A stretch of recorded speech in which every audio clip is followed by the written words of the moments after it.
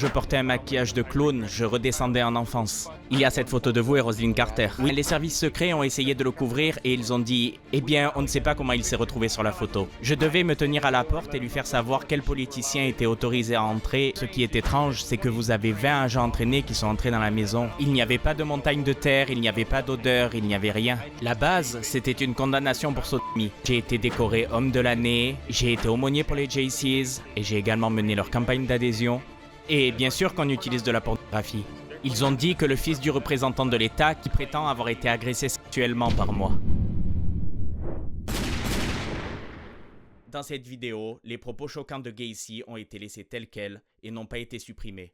Cette vidéo est donc déconseillée aux personnes sensibles.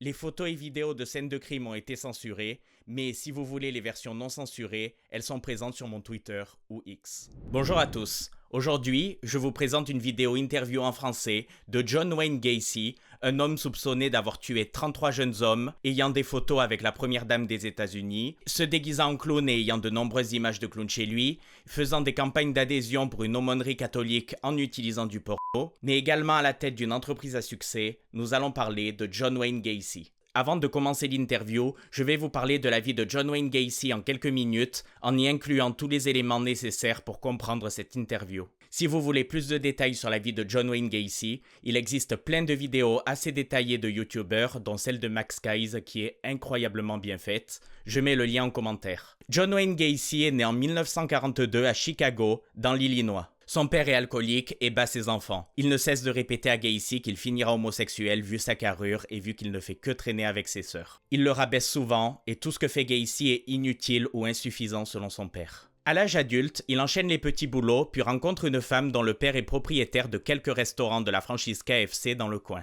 Ayant le sens des affaires, Gacy l'épouse. Il devient patron d'un KFC du coin et embauche surtout des adolescents. Ceux-ci travaillent plus, ne réclament pas les heures supplémentaires, et puis, ils plaisent bien à Gacy. À ce qu'on dit, Gacy est un patron assez tyrannique et abusif, mais dans le sous-sol du restaurant, il a fait installer une salle de jeu. Il y a un billard, une télé, un frigo avec des bières. Il y invite les adolescents à descendre.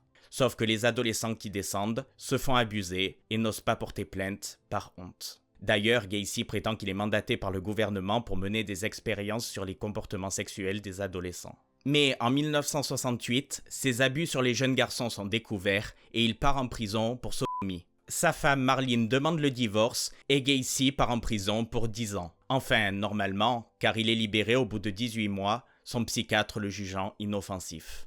À sa sortie de prison, il monte PDM, une entreprise de décoration, de peinture et de maintenance. Il est rapidement reconnu, devient un notable de la ville et son entreprise rapporte vite quelques millions. Il rencontre également Carol Hoff, qu'il épouse en 1972. Mais en 1976, celle-ci demande le divorce car elle découvre les magazines homosexuels qu'a acheté Gacy. Elle découvre également des vêtements d'hommes à la maison, mais assez petits.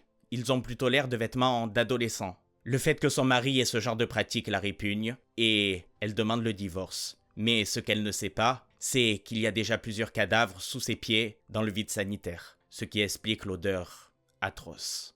Concernant cette passion pour le clown, elle n'a pas été utilisée pour tuer. Elle a été utilisée pour divertir les enfants des hôpitaux locaux et également pour faire de la promotion pour le Parti démocrate. Mais un beau jour, les policiers reçoivent une visite. La mère de Robert Pist, 15 ans, s'inquiète. Son fils qui travaille à la pharmacie n'est pas rentré à la maison. Celui-ci avait rendez-vous avec un certain John Wayne Gacy après le travail qui était censé lui proposer un emploi mieux payé. Ce n'est pas nouveau pour les enquêteurs car ces derniers temps, un nombre anormal de jeunes garçons ont disparu. Environ une trentaine avaient plus ou moins un rapport avec John Wayne Gacy. Un premier policier ira faire une perquisition mais ne trouvera rien. Il ne sentira pas l'odeur atroce, ne verra pas de traces de sang, bref, rien d'inquiétant. Mais Gacy est mis sous surveillance policière. Ceci le met hors de lui, car il avait l'habitude de tuer environ un jeune garçon par mois, et ceci est désormais impossible. Il essaye donc de se faire arrêter pour trafic de drogue, en se disant que s'il purge une peine pour trafic de drogue, les policiers ne seront plus là à sa sortie. Il les invite également à faire une perquisition, mais cette fois-ci, les policiers sont plus professionnels. Ils remarquent des traces de sang sur le tapis, la maison est sombre, il y a des portraits de clowns assez terrifiants, dont un au-dessus du lit, et surtout il y a une odeur infâme qui émane de quelque part. Ils font venir une équipe spécialisée, et en voyant la police scientifique, Gacy avoue. Il a tué un ancien amant et l'a mis sous le garage. Ceci était un leurre pour être inculpé d'un seul meurtre et surtout pour que les policiers n'aillent pas voir dans le vide sanitaire. Car dans ce vide sanitaire se trouvaient 26 corps. Les policiers perquisitionnent, trouvent une tache de sang sur le tapis, le soulèvent et trouvent une trappe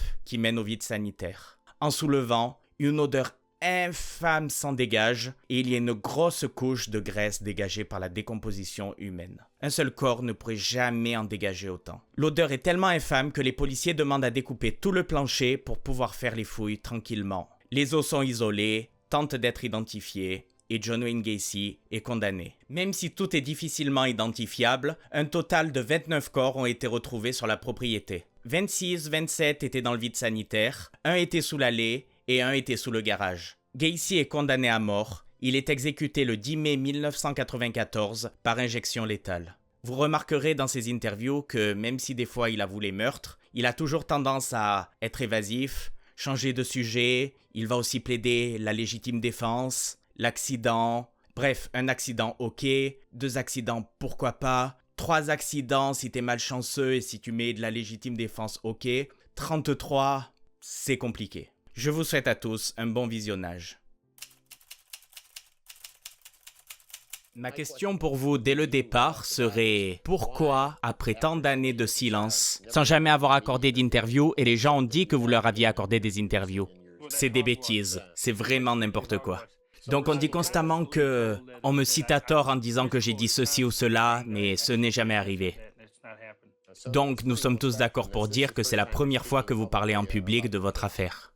Exact, oui. J'ai toujours senti que mes avocats s'en occupaient et ils ont dit de faire profil bas et de rester loin de tout cela. En se servant de tout ce qui a été utilisé contre moi dans les médias, ils ont créé cette image de monstre fantastique et ça dure depuis 12 ans. Et je n'ai jamais commenté et je n'ai pas eu besoin de parler aux médias pour la simple raison que... Ils étaient à la recherche de sensationnalisme et ils cherchaient le monstre. Quand vous dites image de monstre fantastique, à quoi faites-vous référence par là? Eh bien, l'idée que je suis un tueur à sensation homosexuel et tout ça, toute cette poubelle. Et ils ont dépeint une image de moi comme quelqu'un qui se baladait dans la rue, qui stalkait les jeunes garçons et qui les massacrait. Si vous pouviez voir mon planning de travail, vous sauriez très bien que je n'ai jamais été là-bas. Vous avez été inculpé, reconnu coupable et condamné sur 33 chefs d'accusation d'homicide. Est-ce correct? C'est correct. J'allais vous poser une question sur la trajectoire du son. Si je baisse ma tête, est-ce que cela dégrade votre qualité sonore? Non, ça va. Essayez juste de ne pas trop bouger. Nous allons mener tout ça jusqu'à ce que vous savez. Vous étiez là en 1978? Oui. Vous étiez présent? Oui. Ok, c'est par là que j'aimerais commencer. Et j'aimerais en quelque sorte... J'aimerais juste passer par des généralités. Peut-être parler de l'origine de la chose, de l'affaire originelle. Bipez le langage, je vais surveiller mon langage. Ouais, on va essayer. John a tendance à glisser. Je dis les choses comme je les vois. Certaines personnes ne peuvent pas comprendre cela. Donnez-moi une sorte d'aperçu du business que vous avez mis en place. Le travail de construction, est-ce en autodidacte que vous avez fait de la construction? Oui, et des travaux d'entretien? J'ai débuté avec la peinture et ensuite j'ai commencé la tapisserie et la décoration. Et dans ces 3 ans de PDM, c'est-à-dire la peinture, la décoration et la maintenance, je faisais $1 million par an. Et j'avais seulement 4 employés. C'était le business que vous aviez au moment de l'arrestation. C'est exact. En 1974, PDM est devenu une société et suite à cela, je possède PDM Contractors Corporation, je possède PDM Plomberie, PDM Béton et PDM Décoration. Puis j'ai tout groupé avec un autre partenaire dans Ravco Construction. Et suite à cela, nous faisions uniquement des pharmacies. Ils n'ont pas fouillé la maison à ce moment-là ou regardé dans la maison? Non. Selon... Après, ils prétendent qu'ils sont venus à la porte d'entrée de la maison, qu'ils ont toqué à la porte et que je me suis caché d'eux. Pourquoi ne les avez-vous pas laissés rentrer quand ils ont toqué? Il n'y a aucune chance que j'ai pu les entendre. J'étais à l'arrière de la maison, dans la salle de jeu, au téléphone. Quand ils ont enfin fait le tour de la maison, je pouvais regarder par la fenêtre et les voir là-bas.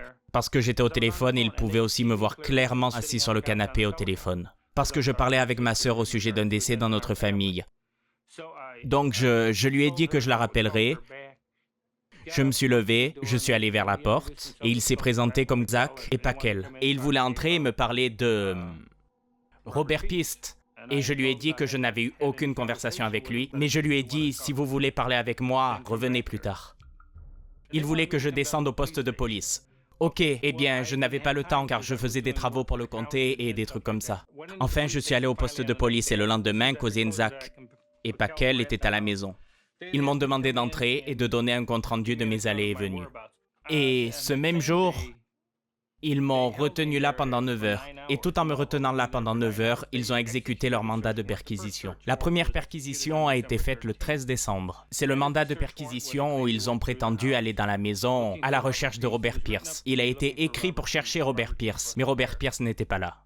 La police s'est concentrée sur vous comme étant le suspect concernant le garçon disparu. Et finalement, et ce malgré le fait de me suivre, ils vous suivaient? Oui, constamment. Le 13 décembre, j'avais fait une déclaration au service de police. Et à partir de cette date, ils m'ont mis sous surveillance. Le seul problème est la façon dont ils le faisaient. Ils avaient 2 voitures qui me suivaient jour et nuit. Et ils avaient du mal à me suivre, donc j'ai pris l'habitude d'aller à ma voiture le matin et de leur dire où j'allais. Et il se pouvait qu'ils se perdent, car à l'époque, je faisais 5 travaux de construction simultanés dans 5 parties de la ville. Donc, du coup, j'allais dans tous les sens. Mais c'est comme les flics de Keystone qui essayaient de me suivre. Il y a cette photo de vous et Rosalind Carter. Oui, Madame Rosalind Carter. Eh bien, les services secrets ont essayé de le couvrir et ils ont dit « Eh bien, on ne sait pas comment il s'est retrouvé sur la photo. » En vrai, j'étais chargé de la réception. Je devais me tenir à la porte et lui faire savoir quels politiciens étaient autorisés à entrer et lesquels ne l'étaient pas. La chose étant que les services secrets ont essayé de le cacher et de faire croire que je n'avais rien à faire ici. J'ai été innocenté et j'étais avec les services secrets à l'époque. Et j'étais chargé de mettre en place le parcours du défilé et tout ça, car j'avais l'habitude d'organiser les défilés de l'Alliance polonaise. Et ensuite, pendant 3 années de suite, j'ai mis en place les défilés pour que ça fonctionne. Et vous savez, c'est un grand exploit de pousser 20 000 Polonais à aller dans une même direction en même temps. Le quartier où la maison de Summerdale se trouve est construit sur un champ d'argile. Et lorsqu'il pleuvait, la pluie descendait des 2 extrémités et inondait tout d'une maison à l'autre. Et le vide sanitaire se remplissait d'eau. En 1976, j'ai demandé à un expert. Je lui ai dit « Que fais-tu pour l'argile ?» Je lui ai dit « Que faites-vous contre l'odeur aigre de l'argile ?» Il a dit « Fais mettre une ligne blanche, juste une simple ligne de maçonnerie sur le sol. » Il a dit « Ça va adoucir l'argile et vous n'aurez plus cette odeur. » Mais un peu comme certains charbons de bois, ça n'a rien filtré. C'est pour ça qu'une ligne a été tracée dans le vide sanitaire. Combien de lignes ont été tracées là-bas éventuellement? Je pense 700 ou 800 livres. La première perquisition a été exécutée le 13 décembre. Cependant, ce qui est étrange, c'est que vous avez 20 agents entraînés qui sont entrés dans la maison. Ils sont soi-disant descendus dans le vide sanitaire, y ont marché, il n'y avait pas de montagne de terre, il n'y avait pas d'odeur, il n'y avait rien. Je n'ai jamais craint que quiconque aille dans le vide sanitaire. Le clown était une forme de relaxation pour moi. J'aimais divertir les enfants, comme certaines personnes sont... Vous savez... Ils se dévoilent de différentes manières. On peut sortir boire ou, comme moi, mettre du maquillage de clown.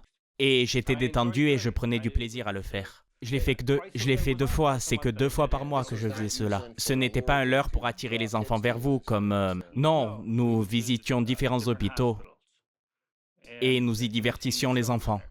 Et nous ne les divertissions pas avec des menottes ou des choses comme ça. Nous utilisions des ballons, des animaux et des petits jouets et des trucs comme ça.